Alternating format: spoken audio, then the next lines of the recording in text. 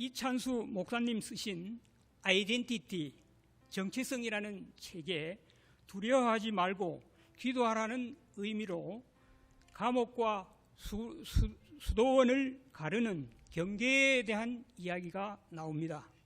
이 시간 설교 내용과 관련이 있어 소개를 드리고 설교를 시작하겠습니다. 일본에서 경영의 신이라 불리는 마스시타 전기의 창립자 마스시타 고노스케가 이런 말을 했다고 합니다. 감옥과 수도원의 공통점은 세상으로부터 고립되어 있는 것이다. 차이가 있다면 불평을 하느냐 감사를 하느냐 하는 것뿐이다. 그러면서 이런 말을 덧붙였습니다. 불평은 인생 감옥을 만들고 감사는 인생 감탄을 만든다. 참 의미 있는 말입니다. 내 환경이 어떠하냐가 중요한 것이 아닙니다. 처한 자리에서 감사하고 기뻐하면 그 자리가 깊은 영성을 얻을 수 있는 수도원이 될 수 있고, 내가 불평하고 원망하면 감옥이 될 수 있다는 이야기입니다. 그럼 본문 성경과 관련된 데살로니가전서 5장 16절에서 18절 말씀도 같이 읽어보겠습니다. 신약성경 333쪽 보시기 바랍니다. 데살로니가전서 5장 16절에서 18절 말씀입니다.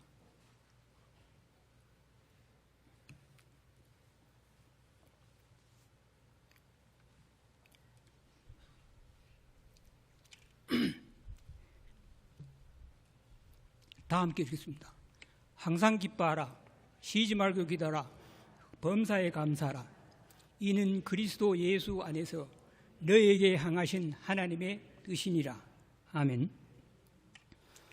신약전서, 사복음서 4권, 역사서 1권, 바울 서신 13권, 공동서신 1권,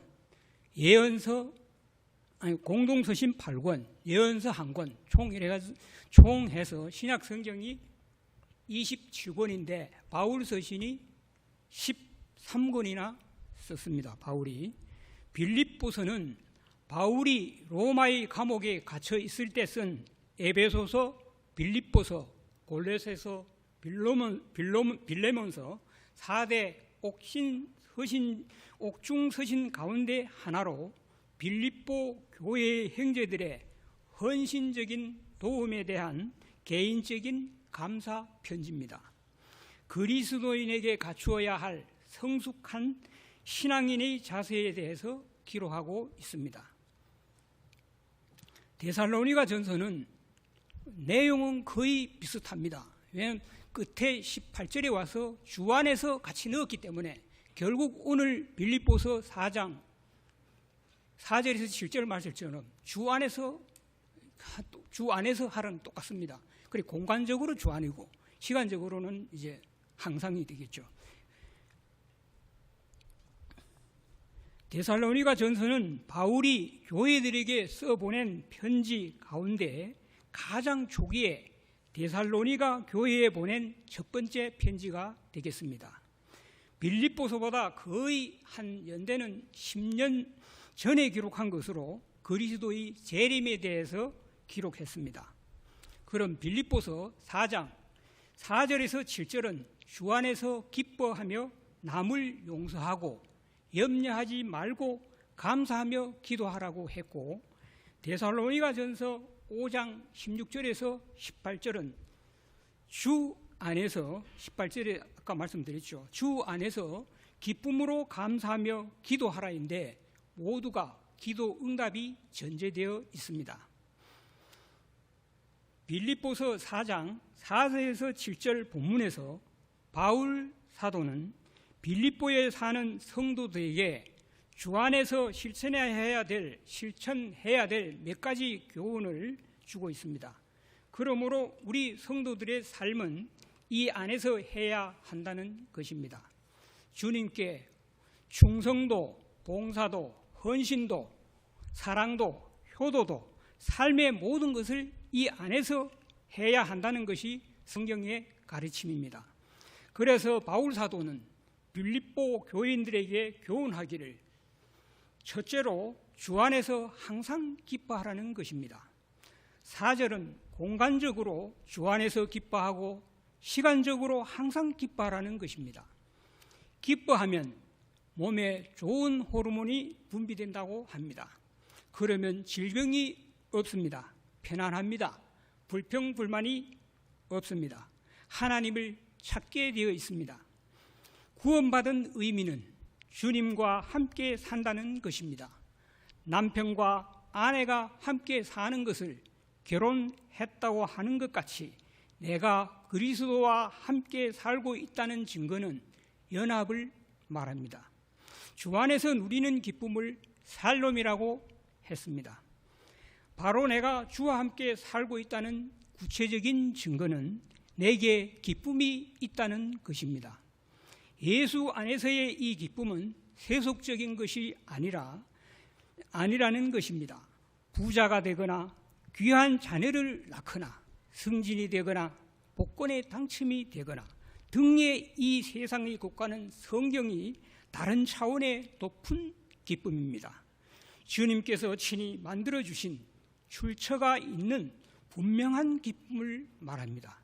신앙생활 잘하는 성도들을 보면 삶의 고난과 어려움을 견디며 그 속에서도 기뻐합니다. 왜 그럴까요? 그 기쁨의 근원이 변화무쌍한 세상 재물과 권력과 지력에 의한 세속적인 것이 아니라 영원하신 주님 자신이기 때문입니다. 성경은 요한복음 14장 27절에 평안을 너희에게 끼치노니 곧 나의 평안을 너희에게 주노라. 내가 너희에게 주는 것은 세상이 주는 것 같이 아니하리라. 너희는 마음에 근심도 말고 두려워하지도 말라고 주님은 친히 말씀하셨습니다.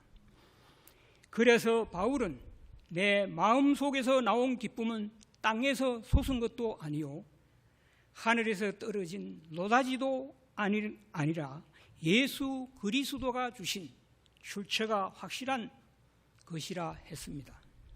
그러므로 이 기쁨은 세상 것 같이 수명이 짧은 것이 아니라 영원하다는 것입니다. 많은 사람들의 세상 것은 잠깐입니다. 그러나 이 영원한 기쁨은 주 안에서만 얻고 찾을 수 있는 기쁨이란 사실입니다. 둘째로 그냥 입으로만 예가 아니라 제대로 기도하라, 구하라, 간구하라, 아뢰라. 그렇게 하되 주 안에서 하라고 하십니다.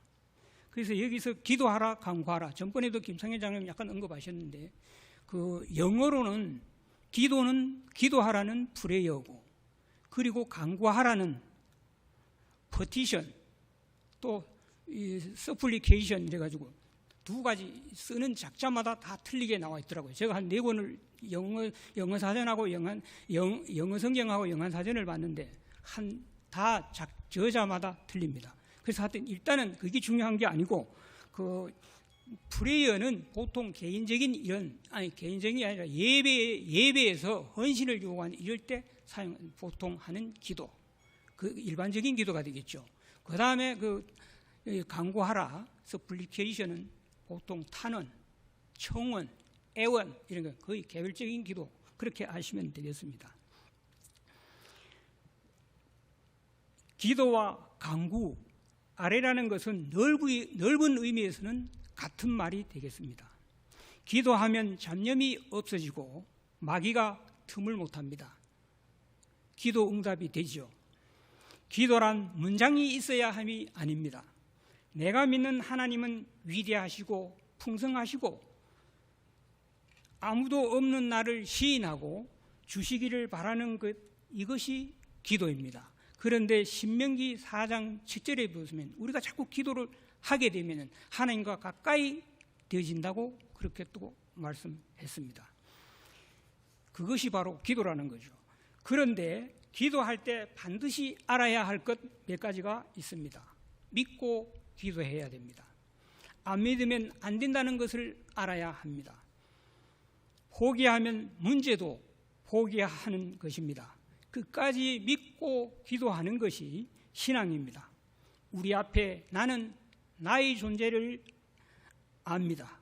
머리털 하나 세지 못하는 부족한 인간이죠. 손톱 밑에 박힌 조그만 가시 하나에도 어쩔 줄 몰라 고통을 겪어야 하는 존재이온 주여 제가 믿습니다. 주님 의지합니다 라고 고백하여야 합니다. 염려하지 말고 근심하지 말고 기도해야 합니다. 기쁨의 원수는 염려입니다. 염려는 하나님을 버린 불신의 결과입니다. 여러분, 항구 떠난 배가 어디서 안정하겠습니까? 이제까지 인도하신 하나님이 앞으로도 인도해 주실 줄 믿습니다 라고 기도해야 합니다. 그러므로 염려와 기도는 같이 가지를 못합니다. 공존하지 못합니다. 기도하다 염려하는 것은 삐걱대는 애나무 다리를 건너는 것과 같습니다.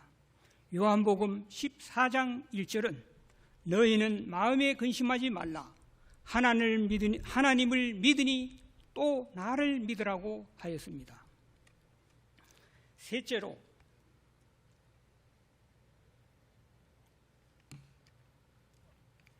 셋째로 감사하며 기도하라는 것입니다. 감사 없이 기도하는 것은 기름 마른 기계와 같습니다. 감사는 신앙생활에 있어 윤활유와 같습니다. 감사는 마음을 잇는 가교 역할을 하는 말이라고 합니다. 여기서는 감사가 기도의 자세에 관한 것입니다. 기도의 자세를 얘기하기 위한 이제 감사라는 얘기죠. 이왕 감사란 말이 나왔으니 감사 생활한 사람들의 몇 가지를 살펴보고 가겠습니다. 감사하면 행복이 찾아옵니다.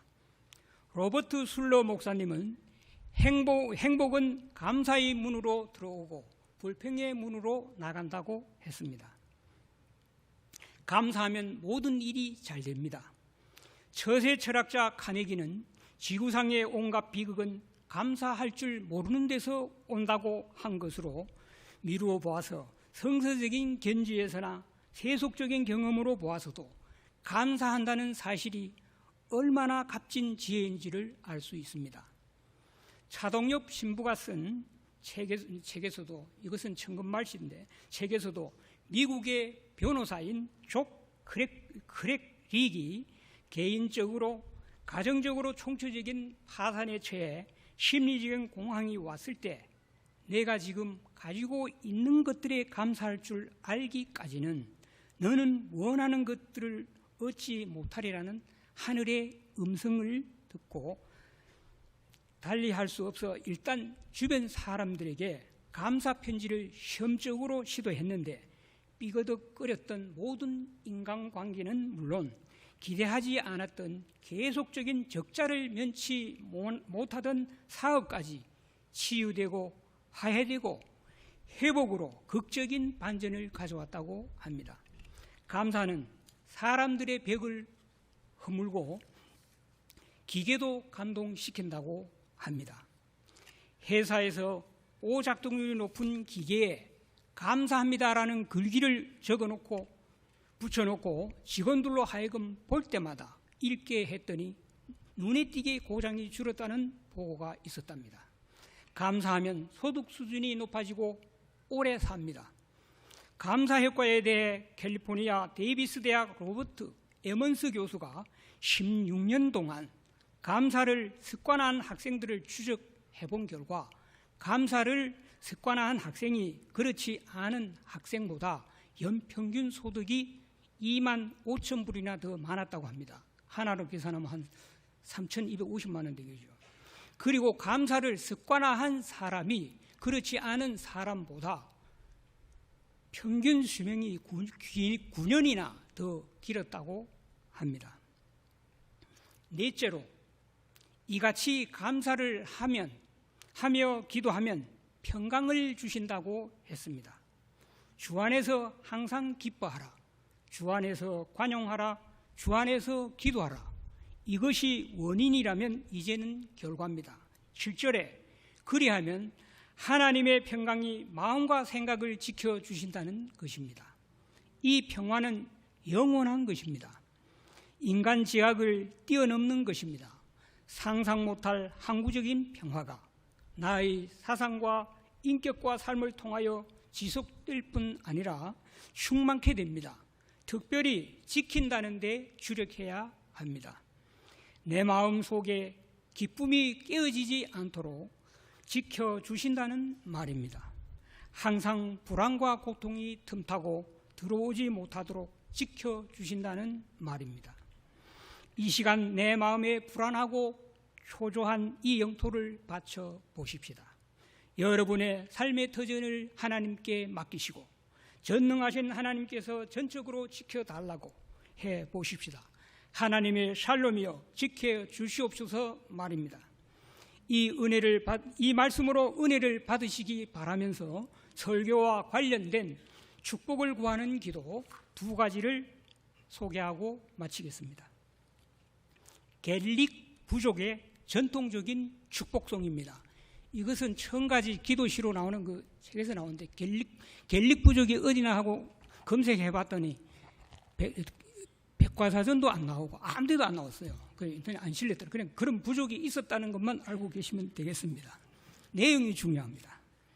잔잔한 물결의 평안이 당신에게, 흐르는 공기의 깊은 평안이 당신에게, 고요한 땅의 깊은 평안이 당신에게, 빛나는 별들의 평안이 당신에게, 밤의 어두운 그늘의 평안이 당신에게 있으리라. 달과 별들이 항상 당신을 비춰주며 평화의 아들 그리스도의 깊은 평안이 당신에게 있으리라. 또 하나는 제일 좋은 기도입니다. 지금 우리가 아침 새벽기도 민수기 지금 4장을 읽었습니다. 내일 모레면 이제 읽을 것인데요. 민수기 6장 24절에서 26절입니다. 여호와는 내게 복을 주시고 너를 지키시기를 원하며 여호와는 그의 얼굴을 내게 비추사 은혜 베푸시기를 원하며 여호와는 그 얼굴을 내게로 향하여 드사 평강 주시기를 원하노라. 아멘. 기도하겠습니다.